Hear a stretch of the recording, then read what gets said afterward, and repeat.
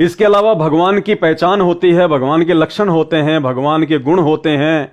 भगवान मुर्दों को जिंदा करता है, ये गुण होते हैं भगवान के, अन्यथा कौन भगवान को पूजेगा। भगवान वो है जो मुर्दे को जिंदा कर दे, भगवान वो है जो निर्धन को धनवान बना दे, भगवान वो है जो रोगी को स्वस्थ कर दे, भगवान वो है जो बांझ को बेटा दे दे, भगवान वो है जो निर्धन को माया दे दे, उसको भगवान कहते हैं। इसलिए दुनिया मंदिर में, मस्जिद में, चर्च में, गुरुद्वारों पे, पहाड़ों पर उस भगवान को खोजने के लिए चक्कर काटती रहती है। लेकिन भगवान को जानवर थोड़ी है जो पुजारियों ने मंदिर में बांध रखा है या मुल्ला मौलवियों ने उनको मस्जिद में बांध रखा है। भगवान जानवर नहीं है, भगवान कोई पशु नहीं है जो एक जगह वो बंध के रहता है। भगवान की यदि प्राप्ति करनी है, भगवान से यदि लाभ प्राप्त करने हैं, तो भगवान का जो नुमाइंदा होता है, और भगवान का नुमाइंदा स्वयं भगवान ही बन के आता है। जिसका काम उसी को साजे और करे तो मूर्ख बाजे। भगवान का काम इंसान नहीं कर सकता। इसलिए यदि आपको उस भगवान से लाभ प्राप्त करने हैं तो स्वयं भगवान धरती पर सतगुरु रामपाल जी के रूप में आए हुए हैं। अपने आप को छुपाते हुए, अपने आप को एक इंसान के जैसा बनाकर इस पृथ्वी पर प्रकट हैं। पहचान इनके सत्संग सुनने से, इनके ज्ञान सुनने से होगी। तो भगवान के कुछ गुण होते हैं। भगवान मुर्दों को जिंदा कर देता है, मुर्दों को जिंदा, वेदों में लिखा हुआ है, वरना कौन भगवान को भगवान मानेगा। तो अब आप मुझे डॉक्टर भीमराव अंबेडकर जी के पूरे जीवन काल में एक भी ऐसा कोई वाकया बता दीजिए, एक भी वो व्यक्ति बता दीजिए जिस व्यक्ति को डॉक्टर भीमराव अंबेडकर जी ने जिंदा किया हो। एक भी वो औरत बता दीजिए जो बांझ थी और डॉक्टर भीमराव अंबेडकर जी ने उसको जो है पुत्र प्राप्ति का आशीर्वाद दिया हो। इन्होंने किसी भी निर्धन को धनवान बनाया हो, इन्होंने किसी भी रोगी को स्वस्थ किया हो। एक भी ऐसा कोई वाकया आप जी बता दीजिए इनके जीवन काल में। तो भगवान के भाई कुछ लक्षण होते हैं। ऐसे हर किसी को भगवान बना देने से भगवान नहीं हो जाता है। बाकी आपकी अपनी सोच है, चाहे जिसको आप जी भगवान बना दें। आप तो डॉक्टर भीमराव अंबेडकर को भगवान बनाने की बात कर रहे हैं। यहां लोग जिनको भगवान मान रहे हैं वो भगवान नहीं थे। ये श्री रामचंद्र जी, दुनिया इनको भगवान मान के पूज रही है, राम मान के पूज रही है, जबकि राम तो मात्र इनके शरीर का नाम था, इनकी पहचान थी। जैसे मेरा नाम है पवन दास, ये मेरी पहचान है। मैं कोई हनुमान जी का पिता थोड़ी बन गया, क्योंकि हनुमान जी के पिता का नाम था पवन, उनको पवन सुत कहा जाता है। तो मेरा नाम पवन होने मात्र से मैं हनुमान जी का पिता थोड़ी कहलाऊंगा। तो ठीक इसी प्रकार श्री राम इनके शरीर का नाम था, इनकी पहचान थी। दुनिया जिनको राम समझती है, भगवान समझती है, ये भी मुर्दों को जिंदा नहीं कर पाए। जब इनको वनवास हुआ उसके 2 घंटे बाद ही इनके पूज्य पिताजी राजा दशरथ जी का महल की छत से नीचे गिरने के कारण गर्दन टूटने से अकाल मृत्यु हुई। ये अपने पिताजी को मुर्दे से जिंदा नहीं कर पाए। जब राम रावण युद्ध हो रहा था, मेघनाथ ने लक्ष्मण को शक्ति बाण मार दिया, लक्ष्मण मूर्छित हो गया। वर्तमान की मेडिकल भाषा में कहते हैं वो कोमा में चला गया। ये रामचंद्र जी बैठे बैठे रो रहे थे, आंसू निकाल रहे थे। ये अपने भाई लक्ष्मण को जीवित नहीं कर पाए। वो तो मरा भी नहीं था, खाली मूर्छित था, बेहोश था। ये अपने भाई की बेहोशी भी नहीं तोड़ पाए। उसके लिए भी द्रोणागिरी पहाड़ से हनुमान जी के द्वारा संजीवनी बूटी मंगवाई गई। तो भाई जब ये ही भगवान नहीं थे तो डॉक्टर भीमराव अंबेडकर कहां से भगवान हो जाएंगे। ये महात्मा बुद्ध जिनको आप जी भगवान मान के पूजते हैं, इन्होंने अपनी जिंदगी में कभी किसी मुर्दे को जिंदा किया हो तो बता दीजिएगा। इसके अलावा हजरत मोहम्मद जी, इन्होंने यदि अपनी जिंदगी में किसी मुर्दे को जिंदा किया हो तो बता दीजिए। एक समय इन्होंने एक बकरे को काट के वापस जीवित किया, एक समय इन्होंने एक गाय को काटकर वापस जो है वो जीवित किया, लेकिन वो हजरत मोहम्मद जी ने नहीं किया। मुसलमान भाइयों को ये गलतफहमी है, आपको अभी उस कुरान का वास्तविक ज्ञान नहीं है। आज जब आप सतगुरु रामपाल जी परमेश्वर जी के मुख कमल से सृष्टि रचना सुनेंगे और हजरत मोहम्मद के ऊपर संत रामपाल जी ने जितने भी सत्संग किए हैं, जब आप यूट्यूब पर जाकर वो सत्संग सुनेंगे, हजरत मोहम्मद वर्सेज संत रामपाल जी, तब आपको पता चलेगा कि जिस समय हजरत मोहम्मद जी ने एक बकरे को काटा और जीवित किया, एक गाय को काटा और जीवित किया, और समाज में इनकी वाहवाही हो गई, वो काम इन्होंने नहीं किया था। इनके रूप में इनकी महिमा को जो है वो बनाए रखने के लिए, ताकि लोगों में आस्था जो है धर्म के प्रति, भक्ति के प्रति बनी रहे, लोग नास्तिक ना हो, इसलिए वो कबीर भगवान, वो कबीर परमात्मा जो आज संत रामपाल जी के रूप में आए हुए हैं, वो सूक्ष्म रूप में हजरत मोहम्मद जी के पास में प्रकट हुए और उन्होंने अपनी शब्द शक्ति से गाय को और उस बकरे को मुर्दे से जीवित किया।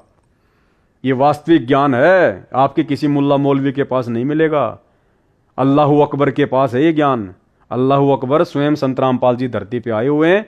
यूट्यूब पर जाकर उनके सत्संग सुनने का प्रयास करें। तो दुनिया जिनको भगवान मानती है, उन्होंने कभी किसी मुर्दे को जिंदा नहीं किया। महात्मा जो बुद्ध है, उन्होंने कभी किसी मुर्दे को जिंदा नहीं किया। हजरत मोहम्मद ने कभी किसी मुर्दे को जिंदा नहीं किया।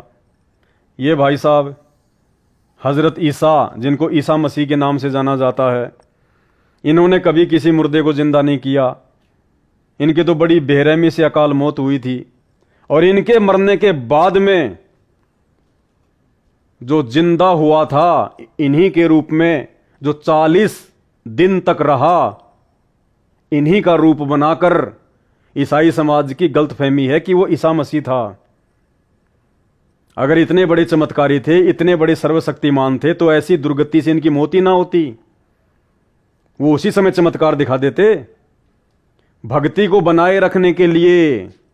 क्योंकि ये काल, ये शैतान चाहता है कि धरती से भक्ति और भगवान के प्रति लोगों की आस्था को समाप्त कर दूं।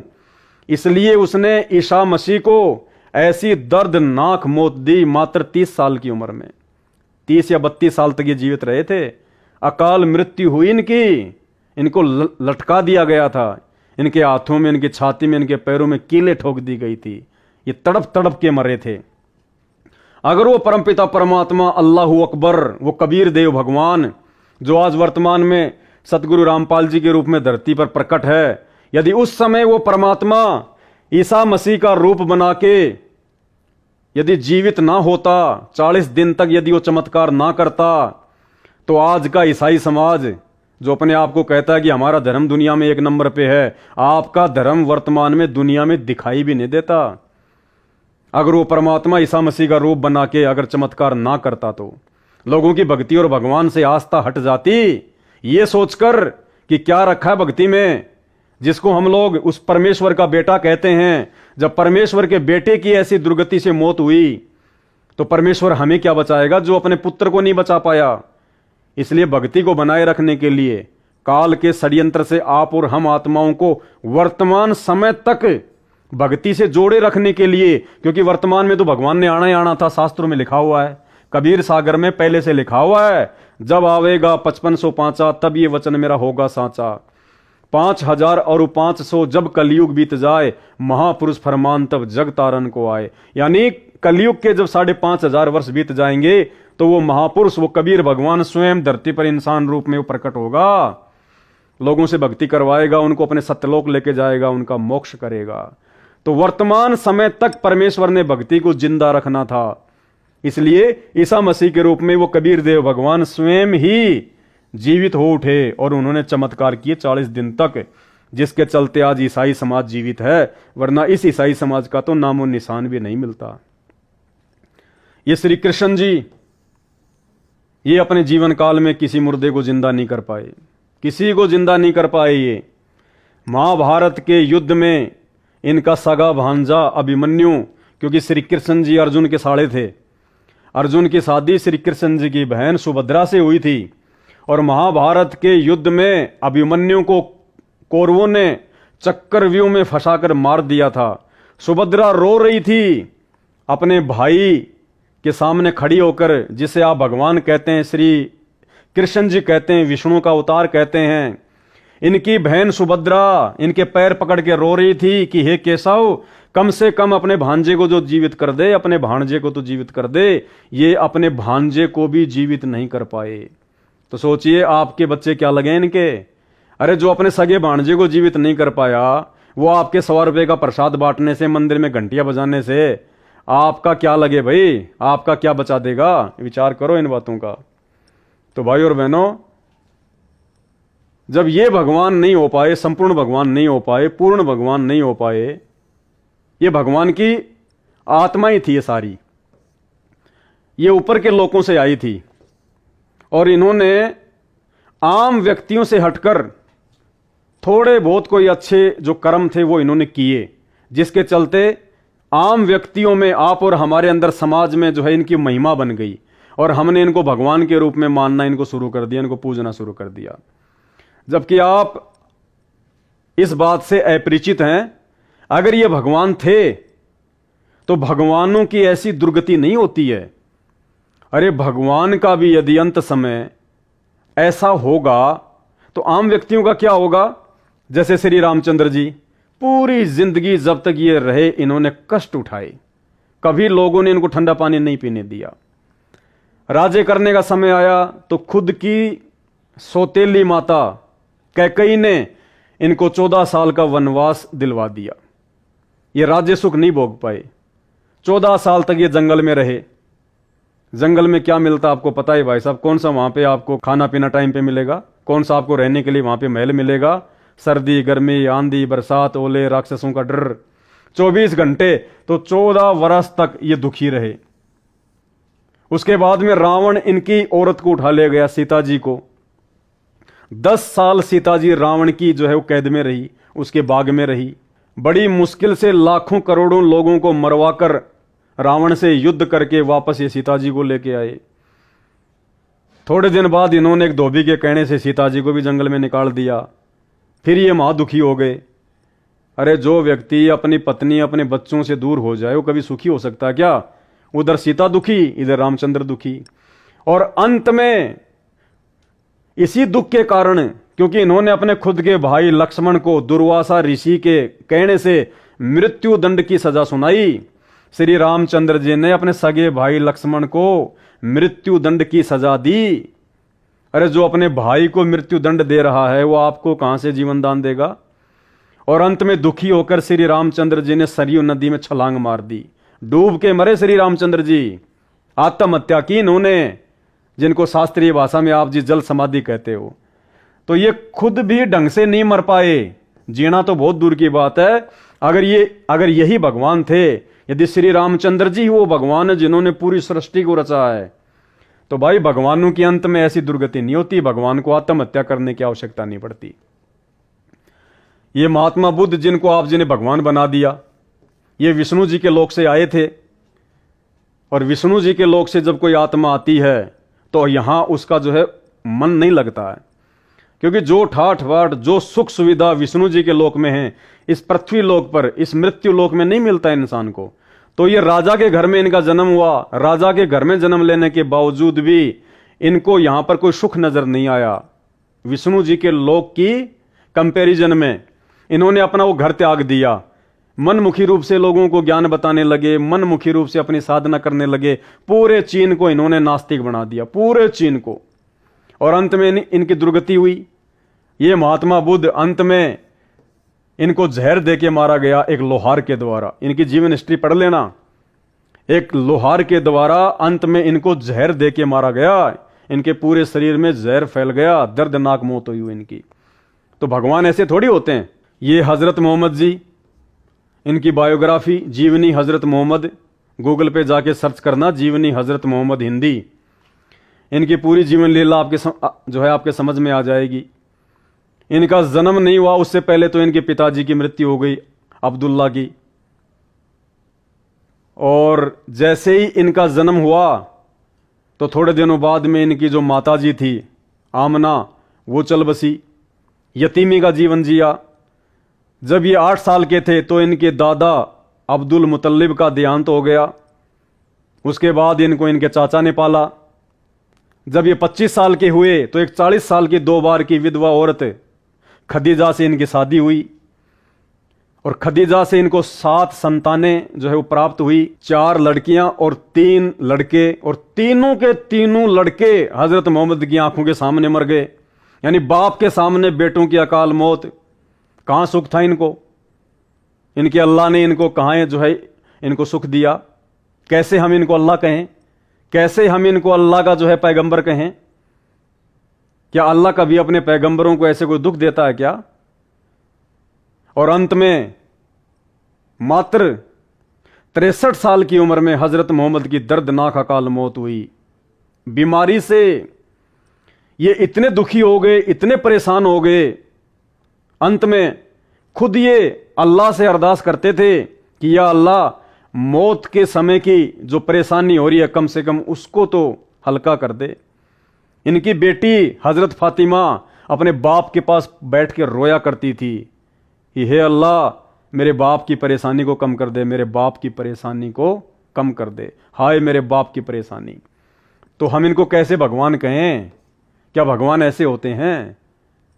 अरे भगवान की भक्ति करने वालों को तो पता भी नहीं चलता कब शरीर छूट जाता है। जब वो भगत चाहेगा कि भगवान अब मुझे ले चलो अपने लोक में, उस समय शरीर छूटता है, पता भी नहीं चलता, जरा भी पीड़ा नहीं होती। वरना भक्ति की आवश्यकता क्या है? ये ईसा मसीह जी, कैसे इनको भगवान माने? कैसे इनको हम मसीहा माने? मसीहा का मतलब होता है परमात्मा, भगवान।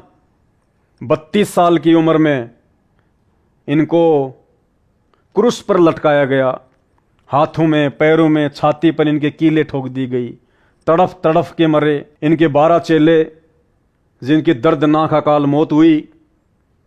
किसी को तो उस समय के राजा के द्वारा उनकी गर्दनें जो है वो तलवारों से काट दी गई, और कुछ को इनके साथ में क्रूस पर चढ़ा दिया गया। ये अपने चेलों को नहीं बचा पाए, ना अपना खुद का ये बचाव कर पाए। तो कैसे हम इनको परमात्मा कहें? कैसे हम इनको जो है परमेश्वर कहें? श्री कृष्ण जी पूरा जीवन दुखी रहे, जन्म जेल में हुआ, जन्म लिया नहीं उससे पहले मामा इनका दुश्मन हो गया कंस। जन्म लेने के बाद कभी पूतना मारने आ रही है, कभी जरासिंध मारने आ रहा है, कभी काल्यवन मारने आ रहा है, कभी शिशुपाल मारता है। सारा जिंदगी लड़ाई और जो है झगड़े में रहे, महाभारत का युद्ध करवा डाला, करोड़ों लोगों को मरवा दिया। सक्षम थे तो रोक देते ना महाभारत का युद्ध। और अंत में कैसी जो है इनकी दुर्गति से मौत हुई। एक शिकारी ने इनके पैर में जहर से बुझा हुआ तीर मारा, बालिया नाम के शिकारी ने, हिरण की आंख समझकर। अंत में पूरे शरीर में जहर फैलने से तड़प तड़प कर श्री कृष्ण जी की अकाल मौत हुई। तो कैसे हम इनको भगवान कहें भाई? भगवान थे कबीर साहेब, 650 साल पहले आए थे काशी में, जिनको आप जी कबीर दास के नाम से जानते हैं, जिनके आप जी दोहे पढ़ते हैं, बड़ा भया तो क्या भया, जैसे पेड़ खजूर, पंछी को छाया नहीं, फल लागे अति दूर। उनका जन्म नहीं हुआ। परमात्मा कभी किसी मां के गर्भ से जन्म लेके नहीं आता, जन्म जीव लेता है, इंसान लेता है। सह शरीर आए वो अपने सत्यलोक से, एक कमल के विकसित फूल के ऊपर आके वो प्रकट हो गए। और जब वो गए 120 साल पूरे करके हजारों लाखों लोगों की भीड़ के सामने, मगर से सह शरीर सतलोक गए, उनका पूरा शरीर फूलों में जो है वो तब्दील हो गया। उसको कहते हैं परमात्मा। और वही कबीर आज सतगुरु रामपाल जी के रूप में धरती पर प्रकट है। सह शरीर प्रकट है परमात्मा। लेकिन इनकी लीला इनकी शरण में आने के बाद, इनके उस आध्यात्मिक ज्ञान को समझने के बाद में समझ में आएगी। और दुनिया वालों, ये सह शरीर जाएगा सतलोक, सह शरीर पूरी दुनिया देखेगी आंख फाड़ फाड़ के, वो गए परमात्मा, वो गए गुरु जी। और उसके बाद में रो रो के, नाक रगड़ रगड़ के आओगे, लेकिन उस समय मिलेगा क्या आपको? अरे किसी भी महापुरुष के जाने के बाद में क्या मिलेगा? चाहे उसका मंदिर बनाओ, चाहे उसकी मंडी बनाओ, फिर कुछ नहीं मिलेगा। जीते जी फायदा उठा लो, परमात्मा है, अंत में तो पूरी दुनिया को रोना है फिर। तो पहले आप इनका ज्ञान समझें। सबके हाथ में मोबाइल दे दिए इन्होंने। ये टेक्नोलॉजी, ये विज्ञान, ये इंसान को दिमाग, ये इंसान का दिमाग नहीं है। ये दिमाग परमेश्वर सतगुरु रामपाल जी ने दिया है, इस कबीर भगवान ने दिया है। पहले कहां थी ये टेक्नोलॉजी? ये 40-50 साल के अंदर अंदर सारी technology. TV, radio, internet, mobile, computer, ये सैटेलाइट, एरोप्लेन, हवाई जहाज, 40 से 50 साल के अंदर अंदर सारी टेक्नोलॉजी। अरे द्वापर युग बीत गया, सतयुग बीत गया, त्रेता युग बीत गया। त्रेता में रामचंद्र जी थे, आप तो उनको भगवान कहते हो। द्वापर में ये श्री कृष्ण जी थे, आप तो इनको भगवान कहते हो। क्या इनको गर्मी नहीं लगती थी? क्या इनको गर्मी नहीं लगती थी? क्या ईसा मसीह को गर्मी नहीं लगती थी? क्या महात्मा बुद्ध को गर्मी नहीं लगती थी? क्या हजरत मोहम्मद को गर्मी नहीं लगती थी? एक पंखा भी नहीं बना पाए, पंखा भी, एक कूलर भी नहीं बना पाए। ये राजा थे, ये भी राजा थे। क्या इनको रोडों की आवश्यकता नहीं थी? क्या इनको गाड़ियों की आवश्यकता नहीं थी? लेकिन छोटी सी एक जीप भी नहीं बना पाए, जीप भी, ढंग की रोड भी नहीं बना पाए। घोड़े जोड़ जोड़ के रथों में चलते थे, ऊबड़ खाबड़ ऊबड़ खाबड़। क्या ये नहीं बना सकते थे रोड? क्या ये गाड़ियां नहीं बना सकते थे? आज के इंसान के पास कुछ ज्यादा दिमाग है? अगर आज के इंसान ने ही ये सारी चीजें बनाई है, तो फिर तो आज का इंसान राम और श्री कृष्ण से ज्यादा बुद्धिमान है। जो चीजें राम और श्री कृष्ण नहीं बना पाए, वो आज के इंसान ने बना दी, तो फिर बुद्धिमान कौन हुआ? लेकिन ये जो टेक्निक है, लेकिन ये जो दिमाग है, ये जो बुद्धि है, जिसके माध्यम से इंसान ने सारी सुख सुविधा की ये चीजें बनाई हैं, ये सारी बुद्धि इसी परमपिता परमेश्वर सतगुरु रामपाल जी भगवान अर्थात कबीर देव भगवान के द्वारा प्रदान की गई हैं। ये कबीर देव भगवान जब चाहे, जो रूप चाहे धारण कर लेता है, किसी भी युग में कर लेता है, किसी भी समय कर लेता है, कहीं भी कर लेता है। ये परमेश्वर का लक्षण होता है, ये गुण होता है परमात्मा का। ये उसकी जो है शब्द की शक्ति होती है। ये शब्द शक्ति इनमें नहीं थी, बाकी जो है वो किसी में नहीं थी, केवल उस कबीर देव में है, जो वर्तमान में सतगुरु रामपाल जी के रूप में धरती पे प्रकट है। सतगुरु जो चावे सो कर ही भरम पड़ो मत कोई, सेऊ धड़ पर शीश चढ़ाया पाछे करी रसोई। साहिब से सब होत है, बंदे से कुछ नहीं। ये साहिब हैं, ये पहले भी साहिब थे, आज भी साहिब हैं, और ये हैं सब, ये बंदे हैं सब, ये इंसान हैं, ये जीव हैं। तो साहिब से सब होत है, इन बंदों से कुछ नहीं। ये राई से पर्वत कर दे, फिर पर्वत से राई। परमात्मा कुछ भी कर सकता है। तो इन सब की जीवन हिस्ट्रियां जो हैं बन चुकी हैं, इनका इतिहास बन चुका है। ये कहां तक के भगवान थे, इनका इतिहास बनना बाकी है। और 650 साल पहले जब ये आए थे, तो इनका इतिहास बन चुका है। कबीर सागर, लाखों मुर्दों को जिंदा किया, हजारों कोडियों के शरीर को इन्होंने स्वस्थ किया, ऐसे ऐसे चमत्कार दिखाए इन्होंने, मुर्दों को जिंदा किया। सिकंदर लोदी, जो कि उस समय 650 साल पहले दिल्ली का बादशाह था, उसका धार्मिक गुरु था शेख तकी, जिसकी बेटी मर चुकी थी, 11 वर्ष की थी। उसको जो है कब्र में दफना दिया गया था। 11 दिन के बाद में इस कबीर देव भगवान ने शेख तकी की बेटी को उस कब्र से बाहर निकाल के जो है वो जिंदा किया। ऐसे ऐसे ना जाने कितने उदाहरण। पंडित रामानंद जी, जिनकी कटी हुई गर्दन को जो सिकंदर लोदी ने जो है काट दी थी, सिकंदर लोदी के सामने उस कबीर देव भगवान ने उस पंडित रामानंद जी की कटी हुई गर्दन को उसी समय जोड़ दिया। ना हॉस्पिटल, ना डॉक्टर, ना ऑपरेशन, ना मेडिसिन, कुछ भी कर सकता भगवान। ये उसके गुण होते हैं।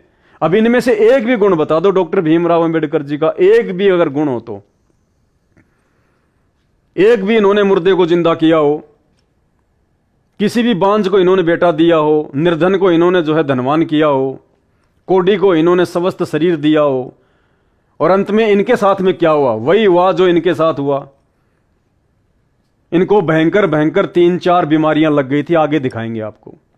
भयंकर भयंकर 3-4 बीमारियां, शुगर, इनको भयंकर बीमारियों से इनकी मौत हुई। तो भगवान की बीमारी से मौत होती है क्या? अगर आपकी नजरों में डॉक्टर भीमराव अंबेडकर भगवान है, तो भगवान की बीमारी से मौत होती है क्या? भाई, आप दलित समाज के भाई रामचंद्र जी को नहीं मानते, आप इनकी पूजा नहीं करते, भगवान नहीं मानते, आप श्री कृष्ण जी को भगवान नहीं मानते, तो भाई जैसी मौत इनकी हुई वैसी मौत इनकी हुई। आप दलित समाज के भाई महात्मा बुद्ध को भगवान मानते हैं, तो इनकी भी तो भाई बड़ी दुर्गति से मौत हुई थी, पूरे शरीर में जहर फैल गया था, इनको जहर देके मारा गया था। और वैसा ही हाल अंत में डॉक्टर भीमराव अंबेडकर का हुआ, इनकी भी मृत्यु जो है वो बीमारियों से हुई। तो ये भगवान के लक्षण नहीं है, ये परमात्मा के लक्षण नहीं है। परमात्मा तो लोगों को बीमारियों से बाहर निकालता है, लोगों को स्वस्थ करता है, लोगों को जो है वो चंगा करता है। जब आदमी डॉक्टरों से परेशान हो जाता है, वैद्यों से परेशान हो जाता है, रुपया पैसा बर्बाद करके मरने को तैयार हो जाता है कि अब कहीं कोई मेरा इलाज नहीं है, और उस समय यदि उसको कोई सच्चा गुरु मिल जाए, जैसे कि आज धरती पर आए हुए हैं, 16 आने कर देता है परमात्मा, 16 आना। ये विज्ञान, ये मेडिकल साइंस 2 मिनट में फेल कर देता है भगवान। आपकी आंखों के सामने लाइव एग्जाम्पल है। परमेश्वर सदगुरु रामपाल जी परमेश्वर धरती पर प्रकट हैं, सैकड़ों मुर्दों को जिंदा किया, सैकड़ों मुर्दों को, लाखों लोगों को कैंसर, एड्स जैसी बीमारियों से बिना एक मेडिसिन के स्वस्थ किया है। जिन कैंसर के रोगियों को, एड्स के रोगियों को, असाध्य रोगियों को अपोलो, एम्स और पीजीआई के डॉक्टर मना कर चुके थे कि धरती पर तुम्हारा कोई इलाज नहीं है, थोड़े दिन के जो है तुम मेहमान हो, आज वो घोड़े की तरह घूम रहे हैं, घोड़े की तरह, संत रामपाल जी से उपदेश लेकर, उनकी भक्ति करके। ये गुण है परमात्मा के। अनगिनत लोगों को इन्होंने गरीबी के जीवन से निकाल के धनवान बनाया है। इन्होंने दिए हैं बांझ को बेटे, गिनती नहीं है। इनके भक्तों के इंटरव्यू सुनना, आप इनके यूट्यूब पर जाके आप इनके सत्संग सुनना शुरू करो, गिनती नहीं है। 15-15 साल, 20-20 साल दुखी होके, परेशान होके, जिन्होंने उम्मीद छोड़ दी थी, 60-60 साल की उम्र में इन्होंने बांझ को बेटा दिए, पुत्र दिए, संतानें। यह है वो परमात्मा जिसको कह सकते हैं परमेश्वर, परमात्मा, भगवान। डॉक्टर भीमराव अंबेडकर कोई भगवान नहीं है, परमात्मा नहीं है। आप चाहे किसी को भगवान बना लो, ये बात अलग है।